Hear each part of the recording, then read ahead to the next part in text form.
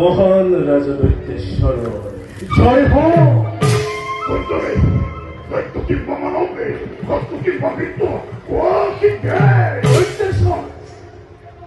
মই দৈত্য কিংবা মানৱ নহয়।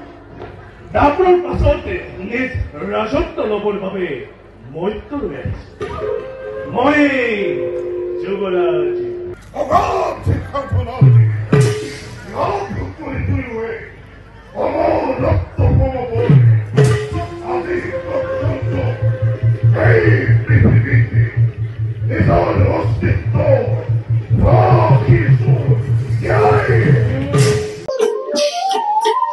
আজিৰ পৰা নাজিৰাৰ লিগি পুখুৰী শ্ৰী শ্ৰী শংকৰ মাধৱ সমন্বয় ক্ষেত্ৰত অনুষ্ঠিত হৈছে গুৰুজনাৰ অনুপম সৃষ্টি ভাওনা। ভাওনা জীয়াই ৰখা মানসেৰে আজি এই নাজিৰাৰ লিগি পুখুৰী অঞ্চলত যি কপিধ্বজ অনুষ্ঠান, সেই কপিধ্বজ অনুষ্ঠানৰ উদ্যোগত ইয়াত অনুষ্ঠিত হৈছে 8 দিনীয়াকৈ সদৌ অসম ভাওনা সমাৰোহ। আৰু মোৰ সৈতে ইয়াৰ উদযাপন সমিতিৰ বিষয়ববীয়া আছে, আমি পোনে পোনে তেওঁলোকৰ কাষলৈ যাম। যিহেতু আজিৰে পৰা যি নাজিৰাৰ লিগি পুখুৰী যি শ্ৰী শ্ৰী শংকৰ মাধৱ সমন্বয় ক্ষেত্ৰ, এই শংকৰ মাধৱ সমন্বয় ক্ষেত্ৰত অনুষ্ঠিত হৈছে সদৌ অসম ভাওনা সমাৰোহ। গুৰুজনাৰ অনুপম সৃষ্টি যি ভাওনা, সেই ভাওনাক জীয়াই ৰখাৰ মানসেৰে আপোনালোকে আজিৰ পৰা ইয়াত অনুষ্ঠিত কৰিছে এই ভাওনা সমাৰোহ, কি ক'ব? নাজিৰাত দ্বিতীয়বাৰৰ বাবে ভাওনা সমাৰোহ অনুষ্ঠিত হৈছে। ইয়াত আমি 14খন ভাওনাৰে ইয়াত আমি 8 দিনীয়া কাৰ্যসূচীৰে ইয়াত প্ৰদৰ্শন হ'ব। আৰু আপোনালোকে সকলোৱে জানে যে গুৰুজনাৰ অনুপম সৃষ্টি ভাওনা প্ৰচাৰ আৰু প্ৰসাৰৰ নিমিত্তে এই ভাওনা সমাৰোহ সমগ্ৰ অসমত ইতিমধ্যে আৰম্ভ হৈছে।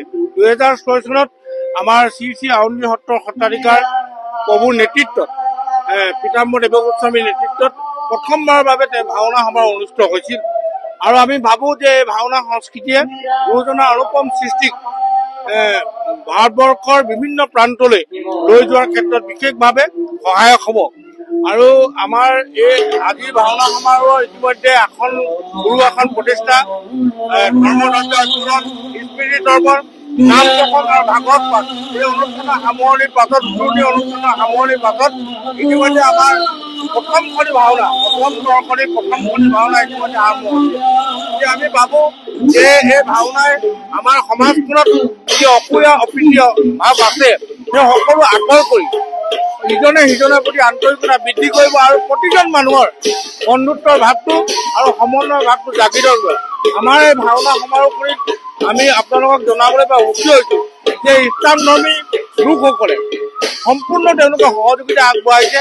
তেখেতলোকে আমাৰ ভাওনাৰ এই থলীখন চাফা কৰাৰ কাৰণে নৰা কটাকে আৰম্ভ কৰি ভাওনাৰ থলীখনত তেওঁলোকে নিজৰ শাৰীৰিক পৰিশ্ৰমৰ যোগেদি ভাওনা সমাৰোহখিনি সফল হোৱাৰ ক্ষেত্ৰত তেওঁলোকে বিশেষ সহায় সহযোগিতা আগবঢ়াইছে। এই ভাওনা কেনেকৈ সামৰণি কৰিব? এই ভাওনা 9 তাৰিখে সামৰণি কৰিব।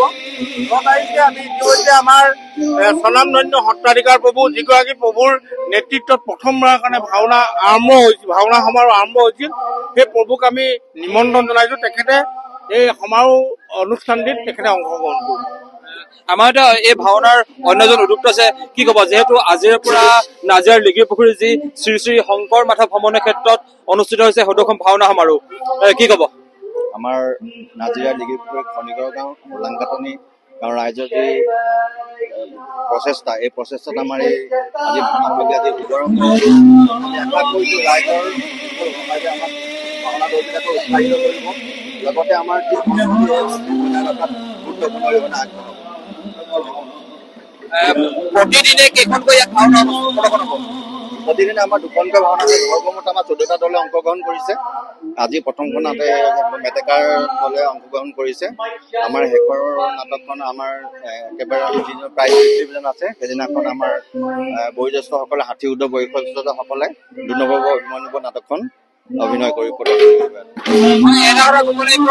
এই যি সদৌখন ভাওনা সমাৰোহ এই সদৌখন ভাওনা সমাৰোহত মুঠ 14টাকৈ ভাওনা দলে অংশগ্ৰহণ কৰিছে অসমৰ বিভিন্ন প্ৰান্তৰ 14টাকৈ দলে ইয়াত অংশগ্ৰহণ কৰিছে আৰু এই ভাওনা সমাৰোহৰ প্ৰতিদিনে দুখনকৈ ভাওনা ইয়াত অনুষ্ঠিত হ'ব আৰু আমি ইয়াৰ দৰ্শকসকলৰ সৈতে কথা পাতিম বিভিন্ন প্ৰান্তৰ ইয়াত দৰ্শকসকল আহিছে ভাওনাপ্ৰেমী ৰাইজসকল আহিছে ভক্তপ্ৰাণ ৰাইজসকল আহিছে আমি তেওঁলোকৰ সৈতে কথা পাতিম যিহেতু তেওঁলোকে ভাওনা উপভোগ কৰিবলৈ আহিছে বাইদেউ কি ক'ব যিহেতু আপোনালোকে ভাওনা ইয়াত উপভোগ কৰিবলৈ আহিছে কেনেকুৱা লাগিছে ভাল লাগিছে ওচৰতে হৈছে ভাল লাগিছে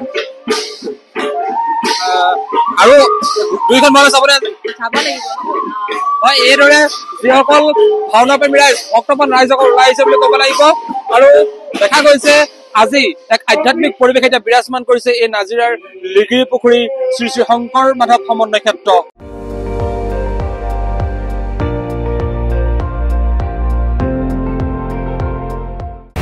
আপুনি চাই আছে ND24 সৰ্বশ্ৰেষ্ঠ নহয় সৰ্বোত্তমৰ দৌৰা